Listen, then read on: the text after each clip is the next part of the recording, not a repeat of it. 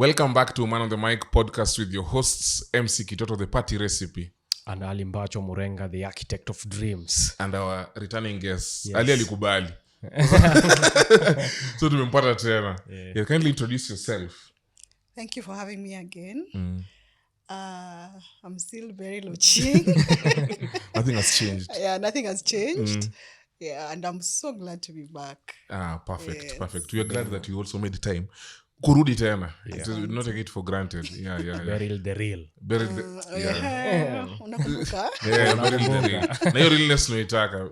In the previous episode, if you're new to this challenge, kindly hit the subscribe button and like this video. Na ukiona ni kama hii title ina make sense even before you watch it. Share with your friends. Leave a comment as you watch so that you can engage with our content vizuri. In our previous encounter with the real, alitufunza kutufungulia roho, tukasema lazima arudi aendeleze hiyo kufungua. So kindly if you're only watching, kama wewe ni mgeni hapa, inamaanisha sana hujapatana na hiyo video nyingine. So kindly just peruse our channel, utaipata hapo the real. You will not miss it. Hiyo ndio na trend.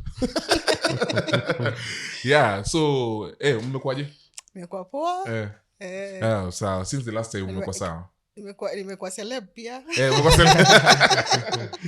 But what we do here, kama unataka kuwa celebrity, come and start. This is your stepping stone. Alafu Ali, Mimi niko sawa. ukitaka kuwa celeb, by the way, already ni architect, so ni sawa. So we appreciate your engagement, we appreciate how far you've brought us, viewers, na tuendelee kugrow na nyinyi, si ndio? So last time tukimalizia episode ya The Real, aliongelea about experience, ndio tukasema lazima arudi tusikie how she came back. After yake ilikuwa divorce. We don't know if it was messy. She will let us know. Lakini kwa sisi watu wa dating heartbreaks, mpaka inafanya yetu inakaa ni mchezo. Lakini mchezo wetu lazima msikie. So Ali, ushaikuwa na heartbreak? Unataka kucheka? Nishaikuwa na heartbreak mbili. Kitu shocking, heartbreak yangu ya pili iliuma sana kuliko ya kwanza. Yes. Ya kwanza I was cheated on. Na ya pili ndio iliuma? Ya pili ndio iliuma sana. Ya pili everything was working. The relationship was nice. But relocation ndio iliharibu relationship yetu. So I felt like something that is without my control, unajua. It is beyond. It's beyond. Yeah, so ili happen ile. Wewe unge relocate? Haizi fanya anything, mimi siwezi fanya anything. So Wewe relocate? Hiyo time ninge relocate, lakini sasa saa hii Sha move on. Na ya kwanza mbona ilikuwa as painful? It was painful, nikafikiria this is very painful until I met the second one.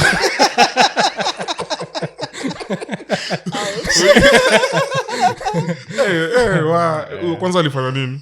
Ilikuwa painful. Kwanza ilikuwa kucheat. It was on 14th February, Valentine's Day. Yeah, alikuwa ametoka tao, so si nimempitia nini tukakam. Akaniambia acha nishuke hapa na kushtua, nafaa nipatane na best yangu.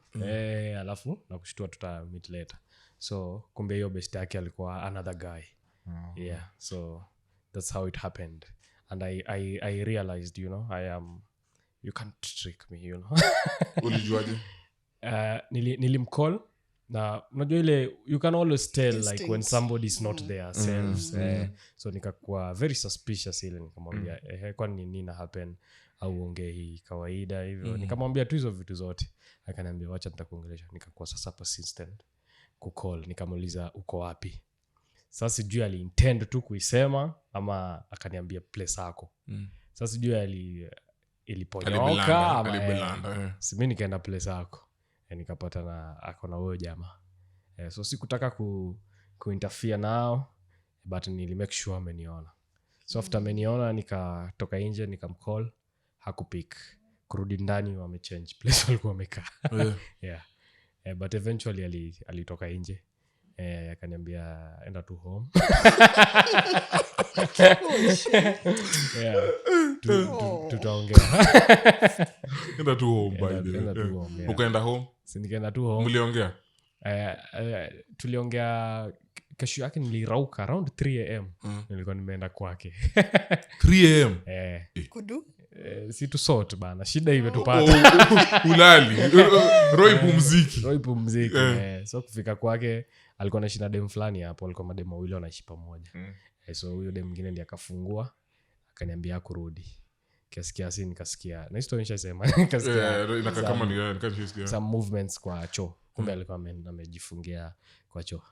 So venye alitoka tu hapo kwa choo bado akaniambia enda home twice yeah but after ya pili after ya pili sijaikuwa na heartbreak ingine as in after alichokwambia uende home mara twice sasa nikaenda home nikaona but later on ni kama ilifika point alianza kunitafuta sijui kwa nini but lazima wapambane lazima ateseke mtu yangu but mimi nilikuwa nishamua nilikuwa nimekubali wenyewe umeenda home umeenda home umesettle before we get to the real mimi nishaikuwa na heartbreak kama tunaongelea nimekuwa na heartbreaks mingi in many faces ama aspects of my life, lakini sasa ni kama juu umesema yetu ndio tuone nani ni mzito hicho pia nisema relationship na pia ni kama nishaisema baada tunirudie for our new viewers nilianza ku date seriously this woman na nilikuwa nimeshapanga maisha yangu manze hadi nilikuwa nimeshaanza kuwa simp nilikuwa nasema kwa hiyo nimeshapanga maisha yangu venye umdem anaenda kuingia vizuri, anaenda kuingia seamlessly. That's why I really need you guys to, if you're new here, kindly go and listen to the previous episode. Juu kuna maswali nilikuwa nauliza hapo zilikuwa kutoka tu from me nini nilikuwa chaza kupanga maisha yangu ya tumeintertwine na tuna date, so identity yangu was largely based on her being around me. So kuna time hapo fulani tukaenda nini Mombasa, mambo sasa ilikuwa imeanza kuwa ngumu, so me and my crew of friends tukaenda Mombasa. Sasa kuna mambo ikaribika, kwanza nikajiambia sitaenda na mtu si bibi yangu Mombasa tena ile Mombasa acha yeye nayo ba. Tukaenda Mombasa huko nikajua tuko wawili. Baada tulifika Mombasa nikapata kumbe nakonga na assistant, lakini assistant ameachwa Nairobi. So ama mimi ndo assistant nimekuja Mombasa, sijui jina alikuwa nani, who was who. So kufika huko after nishajua nini akaniuliza you choose. Already ushajua you are two, so you choose, unataka kubaki ama utaki. So nikaongea na best yangu mwingine hapo ako USA. Kumbe huyu jamaa wa USA yeye anadhani tuna Afrika tunaishi kama USA. Akaniambia now is the time to fight for a heart. Mimi nakwambia wewe kijana bana you messed my life bana. Sasa hapo to fight sana nikasema hapa sasa tuna fight for love. Na I think for the next 2 months niliona moto. Hiyo ilikuwa December mpaka hapo February nilikuwa nimeona moto ingine kubwa sana. But January alikuwa amecall things off, but yani huyu ndio akona amecheat lakini yeye ndo amecall things off. When you know lembo wende home, mimi sikuambiwa, lakini hadi 14th February nakumbuka nilipelekwa date. Mimi ndo nilikuwa Valentine. Nikapelekwa date. Lakini ilikuwa tu kuambiwa manze ni kama nimedecide ndo ni focus on God. Naona spend hizo vitu za akina magia hapa, sijui I'm focusing on myself. Hizo ni mambo not you, it's me. Not you, it's me. Akasema yeye anataka focus on God. Nikajua tu hizo mambo yake ni tu. After a few months tena akakuwa akona ule jamaa. Sasa shida ni mko in the same community. Hapa ndo heartbreak ilianza. Heartbreak haikuwa kwa hizi vitu zingine zote. Jo nilikuwa shaachwa time nyingine hapo the same lady, but tulirudia haraka. So heartbreak haikuwa juu ilikuwa jo bado I'm fighting for her. When ashaniambia sasa nishaambiwa through rumors akona mtu, ule mtu alikuwa assistant ama ndo main. Kurudi anaanza kukua very kila time anaonekana. Sikuwa namuona every time. Lakini sasa kila saa nikitantu hivi yako hapo. Sasa hapo ndo heartbreak. I think kuna time ali lost na hapo ndo healing ikaanza. Sasa now we will get to that part of the title in the video. After real has become real with us. Yes. No, acha nianze na heartbreak ya kwanza yenye nikiwa bado single. Kuna msee nilikuwa nimependa. Alexis. Vile unajonga hii story ya kukarima dem along. tukaenda out na beshte yangu. Hiyo sasa ilikuwa the first friend. Kidogo na realize okay, so of course mi ni generous, exchanging numbers, you're my circle, you know. Kidogo na realize wameanza kuchat. Nikasema hizi ni gani tena? Tukasort. Then kuna time tumeenda out, hiyo time bado nilikuwa na do the nightlife and stuff. Tuka end up kwangu. Sisi tuko bedroom nini mimi nimeenda asubuhi, si I'm a good host, ninataka kwenda kutafuta breakfast nirudi. Nilirudi kwa another scene, ili nikufisha roho sana. Nikasema guy, kumbe hata watu wa kuchange, na this is now another friend, imagine. Hiyo kitu ili ni heartbreak. Na so this guy was always another friend. I think nikasema na actually mi niliachia hapo, sikumpatia another chance ya kuni heartbreak ya tatu. So hiyo ili ni hurt sana. But since tunaongea about divorce na messy breakups, nilikuwa nimemarika for 12 years. Then tuka separate in 2019. Tulimarika 2006, tuka separate in 2019. Then tukafanya divorce 2021. Ndio sasa tukaachana kabisa. But this was different. Ile mimi niliachana, hii niliachwa. There's also, I think most dynamics unapatana ni ule aliachwa ama aliachana. Kuna wakuachwa na the wachi and the acha. So mimi ndo niliachwa. Na during marriage I think the first 7 years were really good.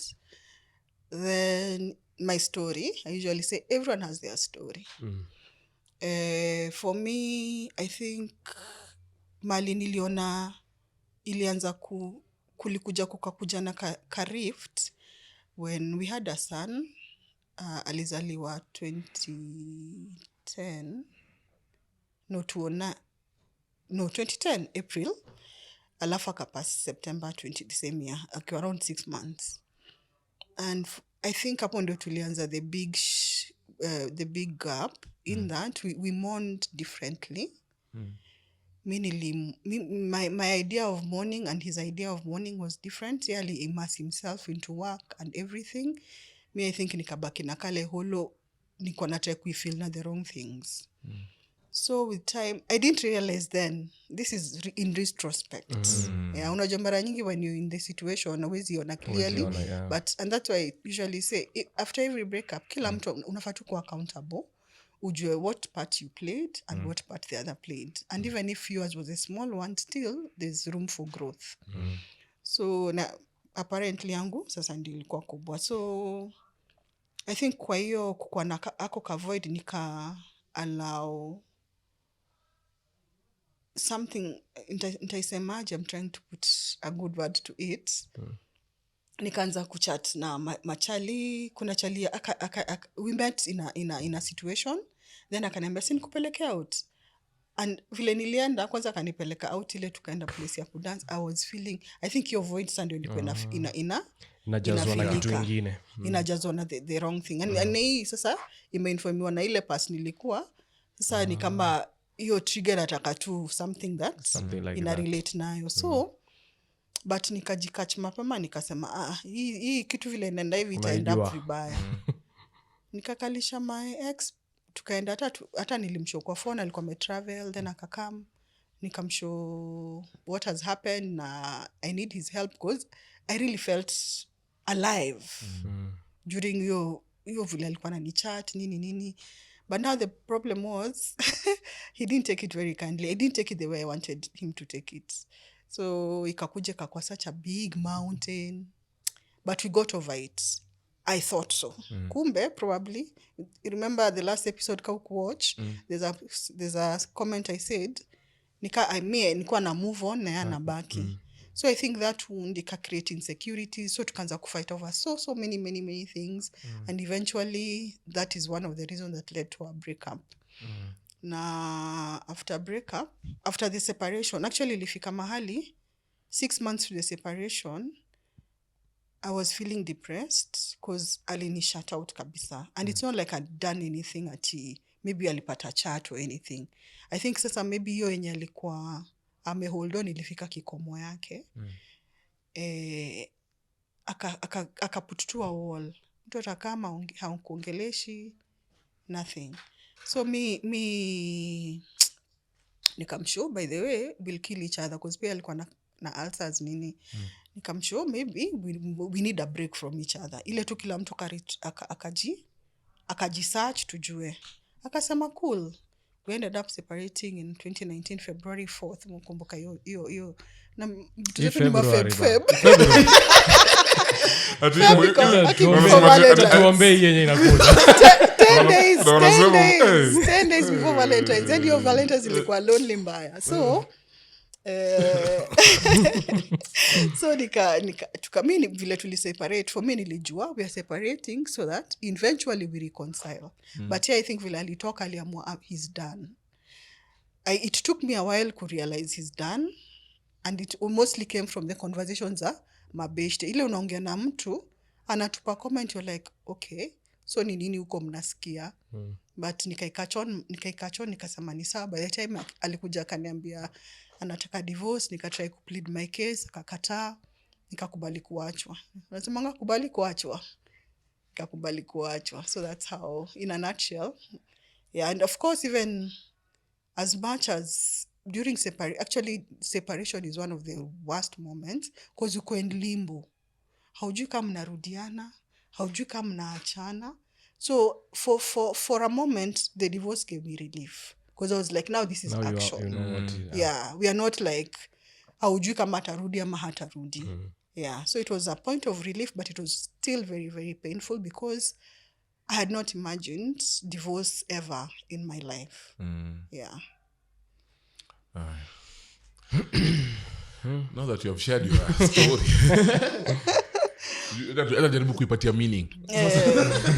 Yako sasa ndo kani story yote hapa kila now everyone is here now trying to listen to what Ryl has to say. Hizo zetu ni kama nini, lakini podcast ni yetu, kweni wapole. Ali. Yeah. Kwa hizi nini zako mbili zenye unasema okay, ya pili ndio ilikuuma. Who said let us go? Our separate ways. Hiyo ya pili ilikuwa nini? Gendege. A relocation. Ni ndege sasa ilisema. Kuna mtu alisema, si bado niko sure mlijidanganya long distance can work. Yeah, ilikuwa venye alienda, she said that she will come back. How many years? Of course. Terminal 1A where relationships go to die. Na mimi pia nikasema I will follow you.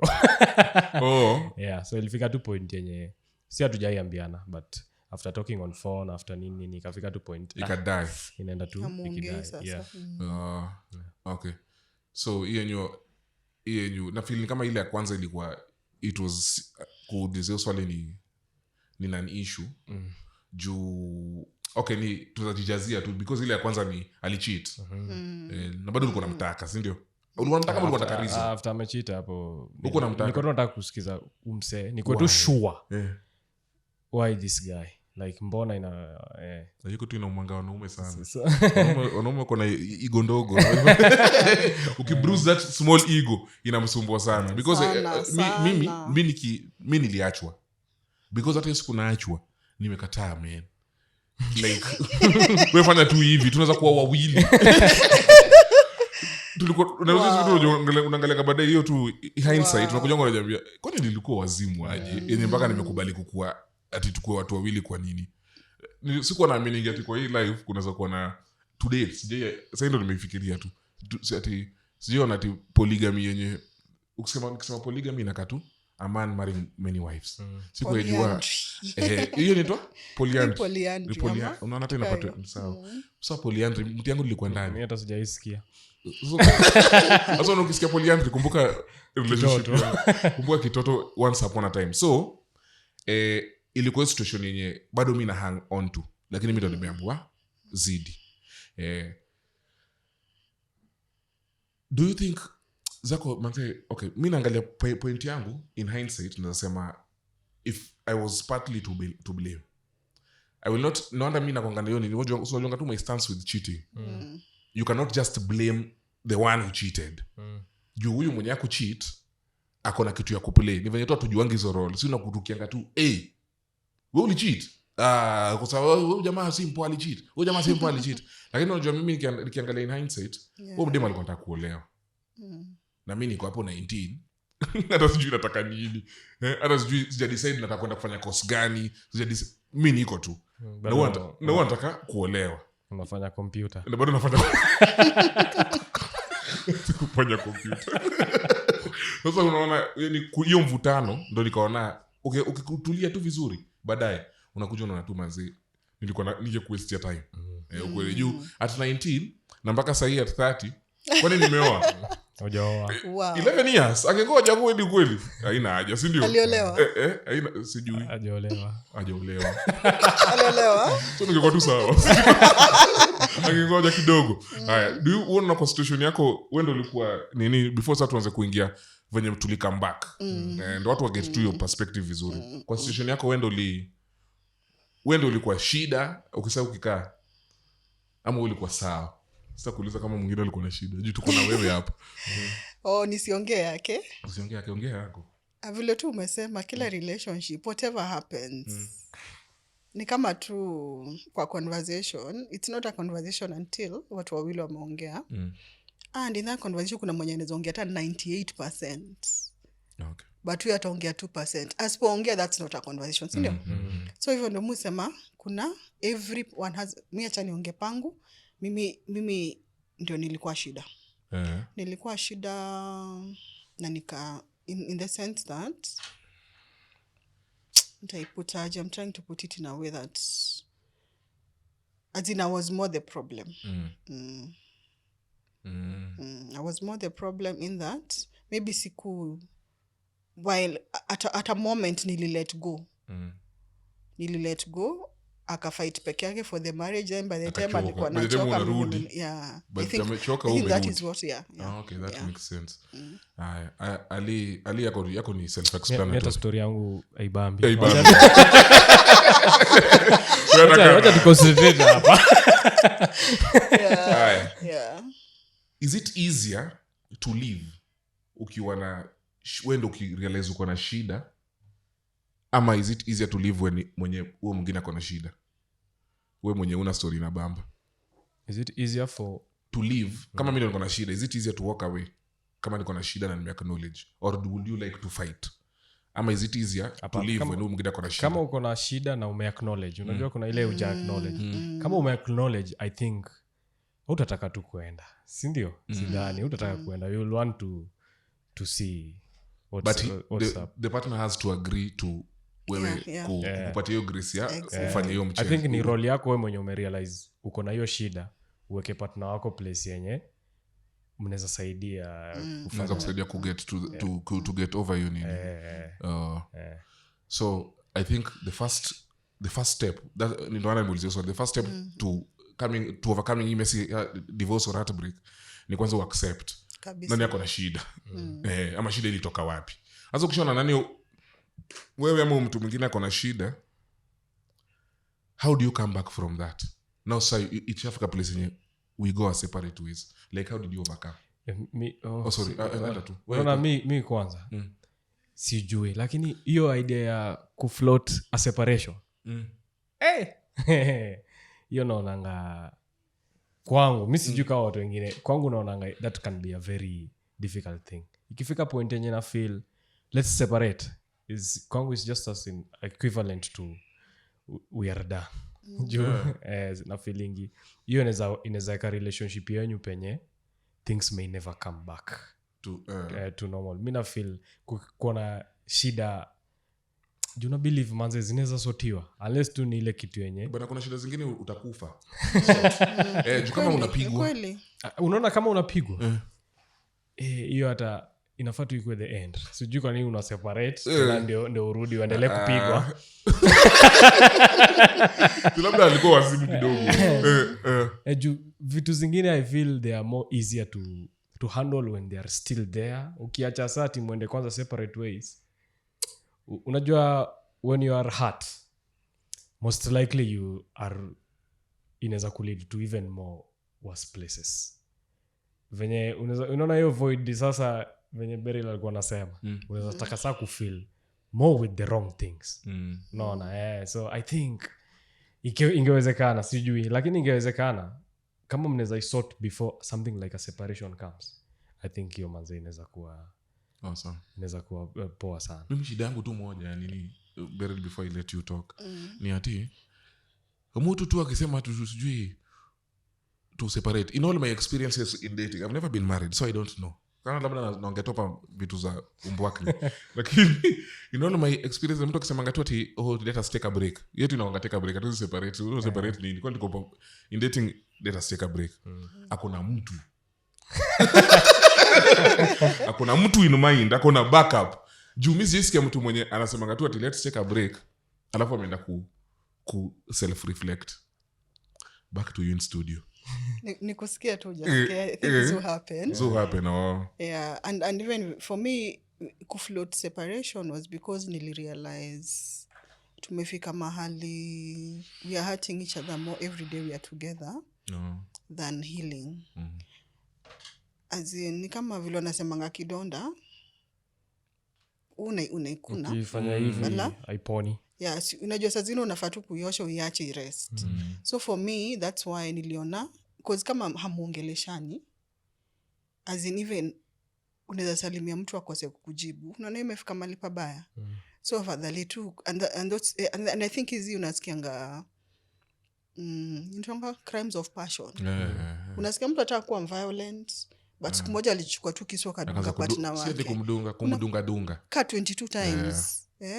So hizo for me mu feels inakujanga zile mmeforce issues sana paka imefika point of moja ka break na ka break the wrong way. So mimi nilikuwa naona wacha tu tuka breathe, to reflect, ndio tujue are we both. Alafu hiyo time ilikuwa karibu anniversary yetu ya the 12th anniversary. Nikamshow before, it was like a week too. Nikamwambia before tufike the next anniversary, let's just decide. It's either we are going forward or hata nikasema kama unataka kwenda kabisa pia ni sawa. But at least let's just make sure we don't kill each other in here. Na kuwana ikwangi physical, emotional. For me I was dead emotionally. As in I was just a zombie. Una feel, was it a decision you made by yourself or muli involve third party or at that particular point I think when we had an issue, we had like 3 issues in the marriage where we brought in people to talk to us. And for me, so naona tu vile mujifungua. Mimi nilikuwa najifungua, but I think for him ni kama ilikuwa hard. Maybe ako process. Me, I process my things very, very, very quickly. So every time hata kuna time tukaenda therapy. Na every time we went, it was like worse, which I think that is what therapy needs to do, because it unearth zile vitu zilikuwa hidden. But sisi vile ilikuwa tukienda therapy ndio tunagombana zaidi. I think hata tukubadiza hizo sessions we were like ni kama ikitoi work, but say with better understanding najua ilikuwa na work actually. Ilikuwa na work. So tuka about therapy katikati. So by the time ilifika hii time na float separation, mimi niliongea na mentor wangu after nishai float na shasema anaitaka, but si ati pamoja. Yeah. Wewe peke yako tu kando. Na time ulikuwa na float ilikuwa something umeamua hivyo ama ni ile tu kuna incident umekasirika unasema Yeah, for me it was a reaction because it was a reaction. Kuna kitu alifanya yenye it wasn't si haikuwa yeye. As in all his life ni yenye nilikuwa namjua, najua haizi make decision kama hii. So vile alimake decision without involving me, nikafeel kweli huyu mtu ni kama gone. So and that is the reason nilifloat your separation, because I was like kama imefika unaweza fanya kitu bila kuniambia, kitu major life decision bila kuniambia, na maanisha I'm no longer an entity into your life. So let's just take the break. Then mi yangu ilikuwa because I did my healing. Unaona kama vile niliwaambia hiyo episode hiyo chali whatever happened, I realized by the way if I don't catch myself soon enough I'll blunder even worse. Nikaanza kuseek, and that's important of being self-aware. Nakwanga very self-aware. Nikaanza kuongelesha a friend of mine. I needed someone because now he is a pastor. It was hard for me to just talk to anyone. So I talked to another pastor's wife, telling her, I need somewhere I can just be able to find a safe space, to be able to talk some difficult things that I'm going through. It took a while, but I think almost a year later, I found someone. And that person was very instrumental. So by the time hata nilikuwa ninaachwa, as in I was those people, even watu walikuwa wanauliza mmeachania nini, I couldn't tell them because I'd worked on my issues. And for me, I thought we were at a good place. Yes. So for me, it was very confusing, by the way, but eventually I had to accept vile tu nasema. Because one thing musema, hawezi force mtu kukuwa nawe. An adult, hawezi.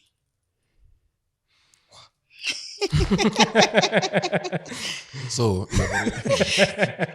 you have already Sorry, zinakuja.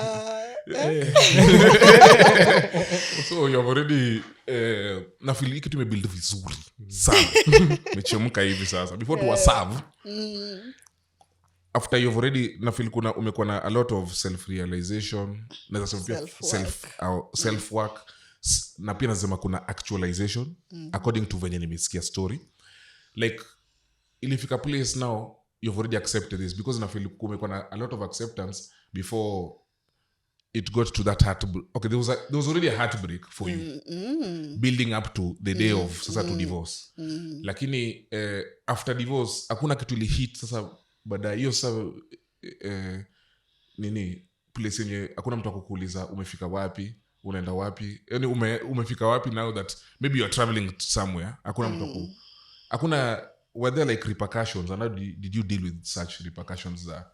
Mi kwanza musema na kwa hiyo tu question before kufika hapo penye unaenda wapi like ile time umesha realize this is going into a divorce, did you try like one more time ama hati yako ilikuwa ishatoka tu let it happen?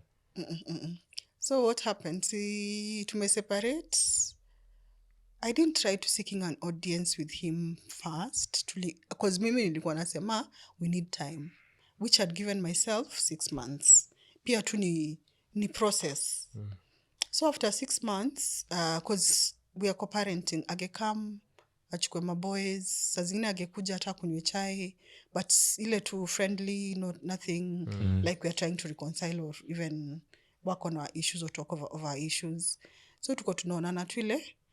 So your time, by the time one day akakama, nikamza utakunywa chai, nikasema nikapika chai, nikamwekea hapo, then I drop hiyo bombshell. Kwanza akaidrop, ni kama tulikuwa tumeongea jana, ni kama sasa tuna conclude conversation ati hiyo story si tumalize. Nikamza story gani? Ati divorce. I'm like, what do you mean divorce? And then our sons were there, so nikamshow by the way, hisi conversation tunezongea. Okay, walikuwa wana mind their business. Hisi conversation I think tunezongea hapa tu tafute siku poa. So akanipatia appointment my friend kwa ofisi, kwanza boardroom. So hapo sasa unajua nimekuwa civilian. Kabisa. Kwanza nilifika, though nilijikwa tu ile like yeah, this is what you're letting go, but yeah. So nikafika tukaongea, akaniambia, nikamuliza you can't give it one more chance. He was like, no, me have prayed.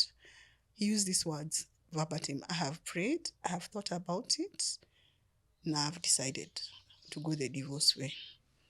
Kamuliza, okay, umepray, God make sure. Hakunijibu, kajua sawa. Nikapeana, unajua ile story, background, nini, everything you can say. I said it that day. Namwambia Ile like to just seek a chance. Let's give it just one chance to see if it can work. And he was like, no. Na the way he said it with finality, nikajua it's a done deal. So nikasema sani it's for me to accept and work now towards the divorce. Now the funniest thing, hiyo day tulika chini ku discuss divorce, he served me I think almost 1.5 years later ama ilikuwa. Na for me naonanga ni kama ilikuwa trigger emotion, but the nini was the petition was done, but he just didn't, it was done like in June, but he didn't send it immediately to me. By the time alikuwa ananitumia was September, na alikuja home, there's a guy akapata ananipick, because your time I think nilikuwa nimejua we are done. So there's this guy I was just seeing but not dating, vile have kuhang out. So akakuja akanipick, vile natoka hivi na anaingia. The next it was on a Saturday, I think on Monday ama ni Tuesday, no I think that Thursday. I confused the days, but it was so soon after. And then the worst part, ndio nasikianga the part of messy. The divorce wasn't messy because personally I love peace. But the petition was messy. As in, alafu nilikuwa hiyo time nilikuwa nafanyanga busy ya omena na fish, nilikuwa on my way to Ngong Road, nilikuwa naenda kumeka delivery. And then najonga vile unaonga kwa jamu na asema uangalie simu. We pop up email. I'm like, divorce petition. I'm like, what? Nikafungua. Zile naanza kusoma. The context, niko na feel ni kama moshi. Ile ushekasirika ukasikia moshi inatoka kwa nini? Me, that was the one and only time. Ushekasirika ukasikia ni kama moshi inatoka kwa nini? Bado. Basi amujakasirika. We are still new. I was so mad because ilikuwa na contents zingine exaggerated, zingine totally lies. But apparently I think divorces uspo make the person look like a devil, ni kama koti ya yonangi ni kama itawachanisha. But I was like, seriously, he could have gotten away with the truth that didn't have to be that ugly. So nilikuwa na, but thank God alinipea composure. Nilikuwa na make deliveries, narudi kwa gari nalia na scream nafanya, unajua ile tu emotions. By the time nilikuwa narudi kwangu jioni, then I talked to a friend of mine who's a lawyer, nikamforwardia, akaniambia we'll just do a response because you see some of these documents are are public documents. Maybe siku moja ninasika position waende waangalie na amedefile reputation yangu kwa hiyo petition. So I just responded with my truth. Nini by item nikisema the truth of my truth of the matter. Tuka respond, then tukapata first hearing, which went well. I think I have a friend came over, and that's the good thing of being girls. We always hold each other's. A girl came over because we were like, no, you shouldn't be alone on that day. She came over, none of us talked, our lawyers talked.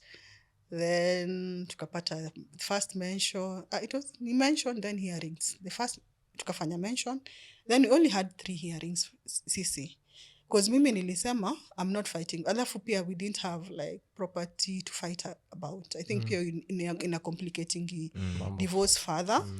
So second hearing wakasema, and then our lawyers decided the court to do the ruling. We submit our papers, our petitions, hizo zote, your responses, everything. Then now the court will look at it, and then instead of now tunaanza kurushiana mambo alisema we thought it be, na hiyo ndio pia inafanyanga inakuwa refu juu watu mnashikiana machungu. Na mimi my reasoning was we have children together. The swiftest and easiest we can go about it, the better for us and the children. Because imagine mnatoka divorce, hate mtu with passion, and this is someone you'll see picking your children, these children watenda kwake, so now it's complicate even further. So tukamaliza, but kitu ilinikasirisha hiyo intervention too.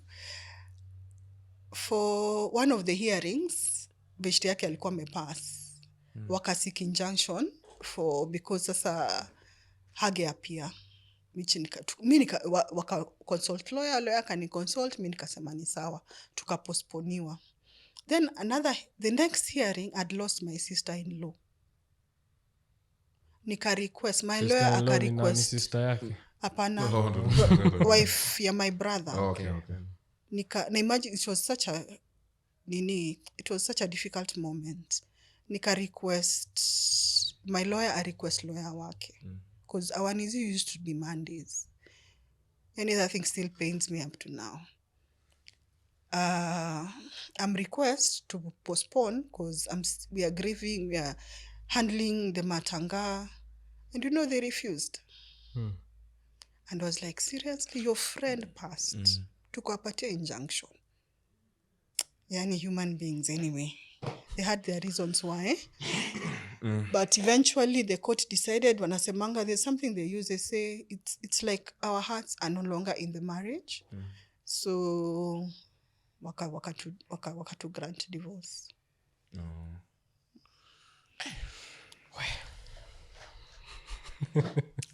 So yeah.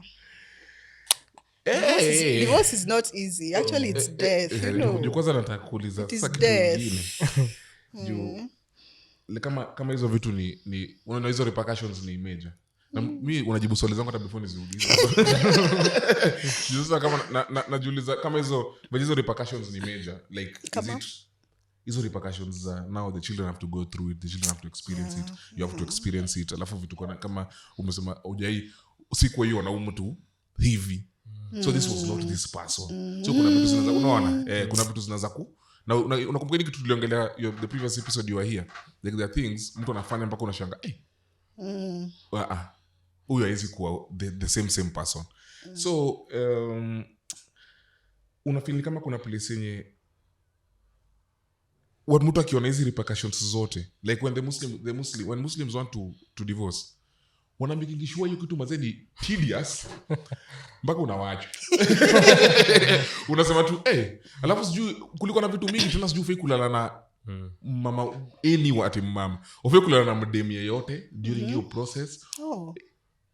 Iko na vitu mob na huyo bibi yako si ati demi yoyote hata ufai. So by the time mmevutana hivi mnapata kuna siku fulani mlisleep mnaanza tena mnaenda kwa kadri court mnawaambia mna confess ni kama Allah amerudi. Ametuambia tu bana turudi tu back to our senses. Unaona kama like are the repercussions not like worth it? In a Christian setup, you said he was a pastor. I assume he still is. Yes. Okay, so kwa hiyo Christian setup, was it easy? Kama niko pastor, wewe niko pastor? Hapana. Wewe ni pastor's wife. Okay, so kwa pastor's wife, like was it easy? Ama tunakuja na kuangalia It was the hardest actually. And even before I respond to that, picking from what you're saying about Muslims, even for Christians, kitambo ulikuwa nasikia divorce cases were taking 3 years. Mnambo sijui mnapatiwa date ingine after 6 months. I don't know kama ni vile divorce zimekuja zikakuwa mob. Kaitu ili take 2-3 months. Na kuna dema namba yake ili take 2 months. Sijui kama ni judges wamechoka na sisi watu wataka kuachana. Hizi vitu za mental health, sijui mental health. Sasa hataki sijui 2 months. Hata unajua time ya kuchange mind. Juu unaweza change mind ndio kweli for yeah, so even so I don't know what's happening, but that's the current situation. Alafu ulikuwa umeniuliza kama repercussions like are the repercussions really worth it? Ulikuwa umeniuliza story ya church. Sasa that's the other one. Of course, him being a pastor, we were in the front line, and also being a pastor who's known in that. By known, I say, he used to minister in many other churches and forums, so he was well known. First, there are I can say 2 categories of people, maybe 3.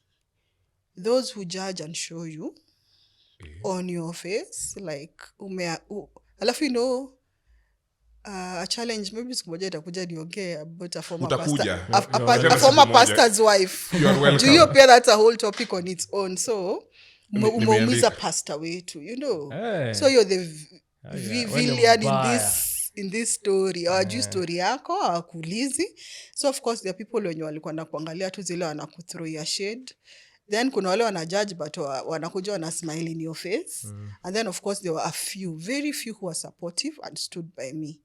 I remember a friend of mine called me for 6 months daily. Daily. She kept checking in. How was your day? Did you get out of bed? Did you Yes. So hata hizi nipigia hata nipigianga tu Sunday kama tuko yeah, so kulikuwa na hizo 3 categories. Unfortunately when you walikuwa supportive were like, maybe if I use percentages, maybe 5. The bigger percentage assumed, concluded, and you are the problem. Yes. Yeah. Wow. So na ni vile tu I think for me I usually say probably have a thick skin. Nilikuwa na show up church because I'm like sijakosana na God, sijakosana Bishop JB hajanifukuza church, so nilikuwa na show up looking very nice and you know upatia nani sitasensa yeah, so yeah, and even him was very supportive by the way. He kept checking in and like tuko tunapatana ambia what do you want, because mi niko naambia I want my marriage to work because that's the every time, because vile tuliseparate after nilikwambia I gave it 6 months.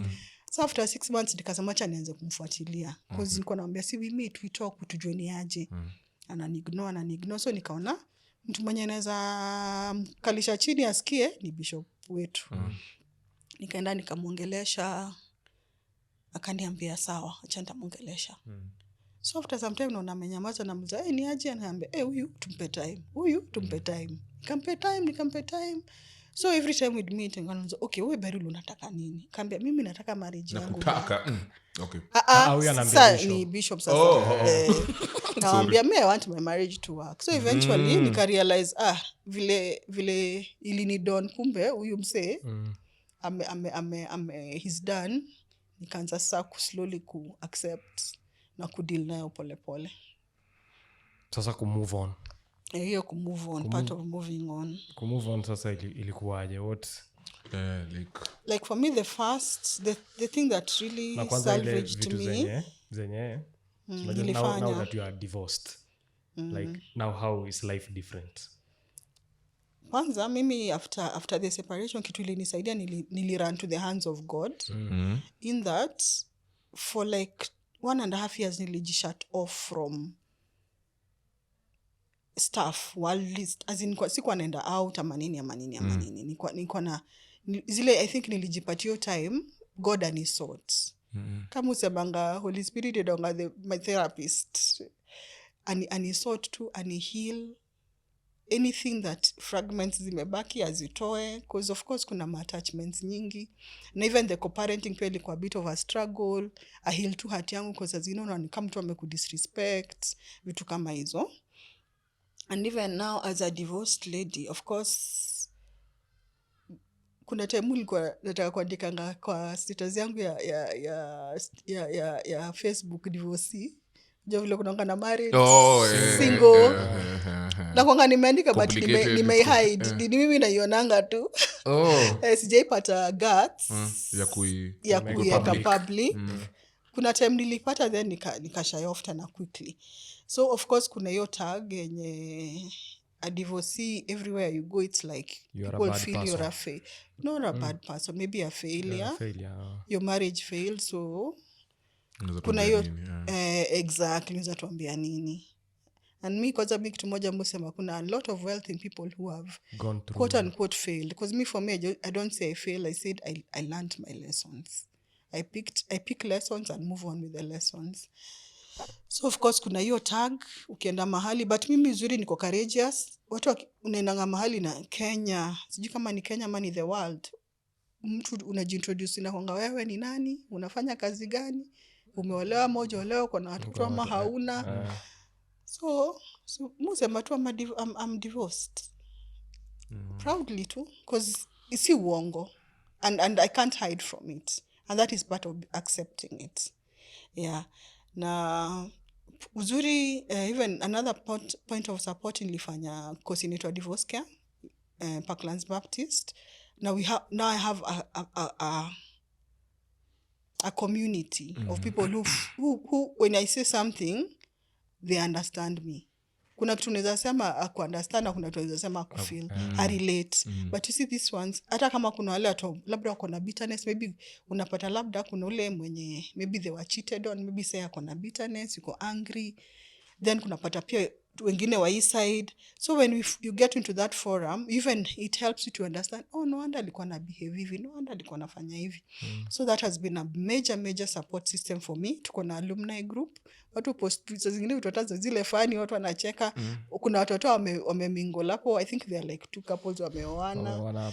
Do you feel that your course inafaa iko ina happen? divorce care should happen to married people. Before mburu umejam.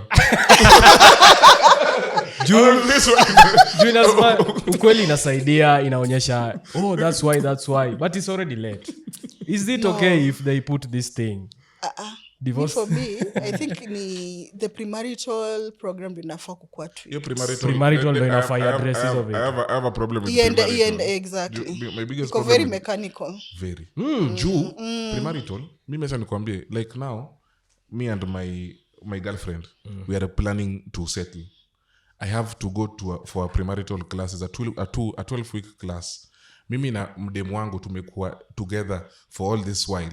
Wewe utakuja kunipatia course ya 12 weeks inidisaidie kama naenda kama nafaa kubaki na huyu mtu ama kuachana naye. Na feel you should start working with me. Hapo ndo na feel kama kuna mapema. Ndio tuanze tu kujua hizi vitu mapema. Juu kuna vitu zingine like we attended one ya online. Kuna vitu walikuwa nasema tunacheka. Mimi na yeye. Tulishapitia, tulishapambana nayo, mbona unaisema sahi? Kuna watu walikuwa wako hapo ndani wamesema wamedate 6 months and they're planning for wedding. Naona ni unafeel kama una rush over. But unaona ukiwa na mimi all through hata in marriage kukueleza forum nini haitafika place yenye tuna have kukuwa na aftercare. Juu tumekuwa ukitembea na sisi. Juu hata niko sure kutembea na sisi hii yote bado kuna wengine tu watamake. They might end up divorcing. But hakuta kwa na hiyo aftercare, yani kama unajaribu kuresuscitate mtu ni kama juu umekuwa na all through.